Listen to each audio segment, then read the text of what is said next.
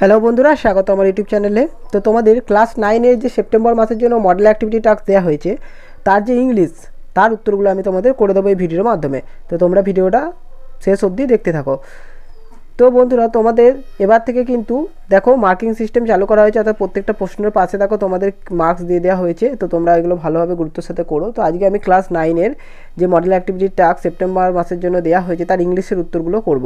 ঠিক আছে? তো দেখো এখানে একটা প্যাসেজ দেওয়া আছে তোমাদের টেক্সট বই থেকে, সেই প্যাসেজটা আমি আর এখানে পড়ছি না।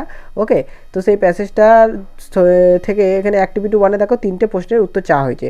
তো সেই উত্তরগুলো আমরা দেখব কীভাবে করছি। এবং অ্যাক্টিভিটি 2-এ দেখো দেওয়া আছে ডু অ্যাজ ডাইরেক্টেড, এবং এখানে কিছু গ্রামার থেকে প্রশ্ন দেওয়া হয়েছে। ওকে, এবং অ্যাক্টিভিটি 3-তে দেখো তোমাদের এখানে একটা লেটার রাইটিং চাওয়া হয়েছে। ঠিক আছে?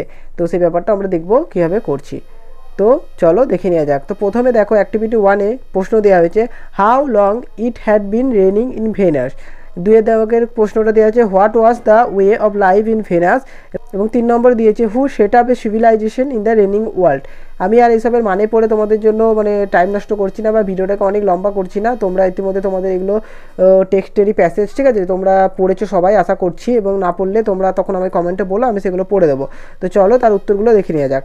তো 1-এর দাগের যে উত্তরটা সেটা তোমরা লিখবে। দেখো how long it has been raining in Venus, এর উত্তরটা তোমরা লিখবে it had been raining for 7 years in the planet Venus. এরপর তোমাদের 2-এর দাগে দিয়েছে দেখো যেটা what was the way of life in Venus, তোমরা এর উত্তরটা লিখবে the planet Venus has been describe as the raining world. Okay, heavy storm caused tidal waves to come over the island.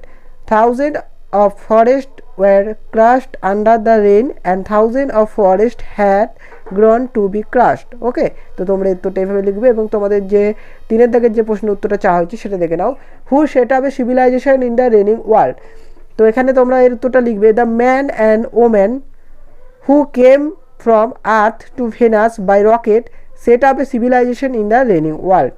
ওকে, তো তোমরা এই 3টে প্রশ্নের উত্তর এভাবে লিখবে। এবং এরপরে তোমাদের যে অ্যাক্টিভিটি 2-এ দেখো কিছু ডু অ্যাজ ডাইরেক্টেড অর্থাৎ গ্রামার দেওয়া হয়েছে, সেইগুলো আমি আগে দেখে নিই, তারপরে এগুলো করে দিচ্ছি। তো এখানে দেখো প্রথমে লেখা আছে opening the gate the man came in. তো এটাকে বলেছে change into a compound sentence. Okay, এটা কিন্তু সিম্পল সেন্টেন্সে করা আছে, তো এটাকে আমাকে কম্পাউন্ড সেন্টেন্সে করতে হবে। তারপরে 2-এর দাগে দেখো he was very sorry and লেভ দ্য প্লেস, এটা কিন্তু কম্পাউন্ড সেন্টেন্স আছে, এটাকে আবার আমরা সিম্পল সেন্টেন্সে করতে হবে। তো দুটোরই বিপরীত ঠিক। এবং 3 নম্বরে দেখো work hard or you may fail. ঠিক আছে, এটা হচ্ছে তোমাদেরকে কমপ্লেক্স সেন্টেন্সে করতে বলা হয়েছে। আর লাস্টে দেখো he was so tired that he could not walk, এটাকে তোমাকে সিম্পল সেন্টেন্সে করতে বলা হয়েছে। তো দেখো তোমরা এর উত্তরগুলো তোমরা কিভাবে করবে। ওকে, তো এখানে দেখো ডু অ্যাজ ডাইরেক্টেড 1-এর দাগেরটা করবে তোমরা the man open the gate and came in. Okay, তারপরে তোমরা 2-এর দাগেরটা করবে being very sorry he left the place. তারপরে 3-এরটা করবে unless you work hard you may fail. আর তারপরে 4টা করবে you was too tired to walk. Okay, তো তোমরা এইভাবে তোমাদের যে ডু অ্যাজ ডাইরেক্টেড প্রশ্নের উত্তরগুলো আছে সেগুলো করবে। এবং লাস্টলি দেখো তোমাদেরকে একটা লেটার রাইটিং চাওয়া হয়েছে, যার নাম্বার কিন্তু তোমাদের দেওয়া হয়েছে 10। এখানে বলেছে দেখো কি your father has to shift to a different district due to his job requirements. Okay, তোমার বাবার যে আর কি জব যে বা যে কাজ করে তার যে ট্রান্সফার হয়েছে আর কি, সেটাই বলতে চাইছে এখানে।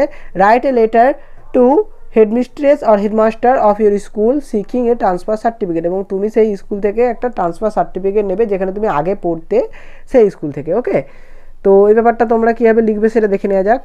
এই চিঠিটা তোমরা লিখবে এইভাবে, এখানেও কিন্তু সেই একই কথা বলা হয়েছে। তো তোমরা প্রথমেই যে তোমাদের স্কুল, সেই স্কুলে তুমি প্রথমে লিখবে টু, তারপর তোমার যদি হেডমাস্টার হয় তাহলে হেডমাস্টার, হেডমিস্ট্রেস হলে হেডমিস্ট্রেস। ঠিক আছে, সেই ব্যাপারটা এখানে লিখবে। এখানে যেমন হেডমিস্ট্রেস লেখা আছে, তোমাদের সেটা আগে জেনে নেবে তোমরা জানবে অবশ্যই তোমাদের হেডমাস্টার না হেডমিস্ট্রেস। সেই ব্যাপারটা লেখার পর তোমাদের যে স্কুলের নাম, সেই স্কুলের নামটা তোমরা লিখবে। তারপরে তোমার স্কুলের ঠিকানাটা এখানে লিখবে।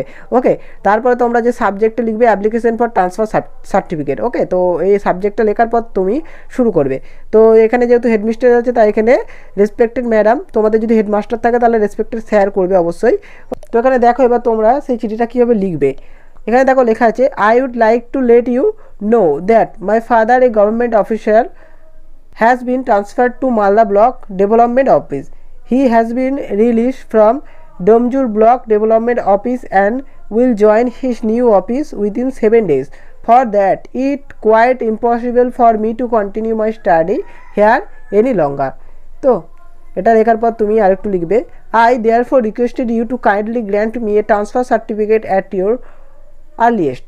I also mentioned that I have cleared all my due and returned the library book. I feel pain to leave this school but circumstances compel me to leave. ওকে, তো তোমরা এভাবে এতটা লেখার পর এখানে তোমরা লিখবে কি ইয়োর ওবিডিয়েন্টলি তোমার নাম, ঠিক আছে, তুমি যে ক্লাস 9-এ পড়ো সে ব্যাপারটা অবশ্যই লিখবে, তোমার যে সেকশন সেই সেকশন এবং তোর রোল নাম্বার, তোমার রোল নাম্বার এটা লেখার পর এবং এই সাইডে তুমি ডেট আর যে মানে ডেটটাই দেবে আর কি। তো এইভাবে তোমরা এই চিঠিটা লিখবে। ওকে,